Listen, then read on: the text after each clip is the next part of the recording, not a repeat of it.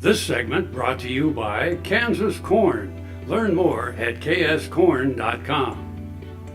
We'll see how learning from the past helps today's cattle producers plan for the future. Cattle Baron Charles Goodnight's cattle on the trail from Texas to Kansas 150 years ago managed to maintain a good herd health, like many small producers do today.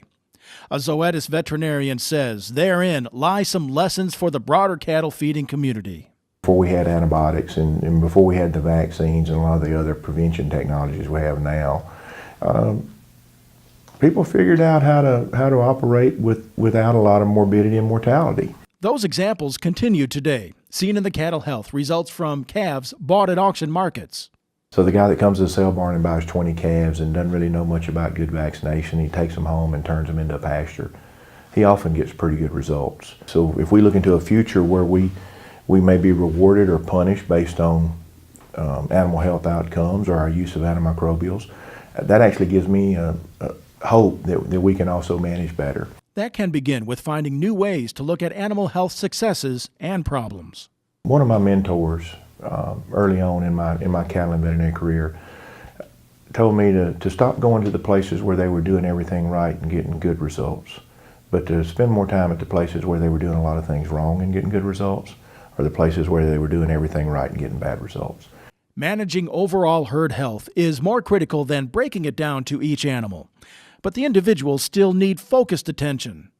We definitely want to use antibiotics more judiciously, and oftentimes that means less. But we also are very conscious of our animal welfare outcomes, which means an animal that's sick needs to be treated promptly. With smarter management, with better stockmanship, we should have less disease and less reliance on antibiotics. Instead of just looking at those in tension, let's see where that we can put something else in there with them that we can improve on. The veterinarian adds, proactive engagement with consumers, along with more transparency and dialogue, will best serve all interests. I'm Bob Cervera. Come back after the break for this week's Plain Talk. I was in an accident where I fell off a roof. I don't know why I started to research stem cells, but I did. And I visited with the doctors. They were excellent. I had my neck done, my shoulders done, section of my back, my hips, my sacrum, my sciatica, and my tailbone. Now I am having better range of motion in my arms and my neck and my back. It was a long road to get there, but I'm so glad that I found them.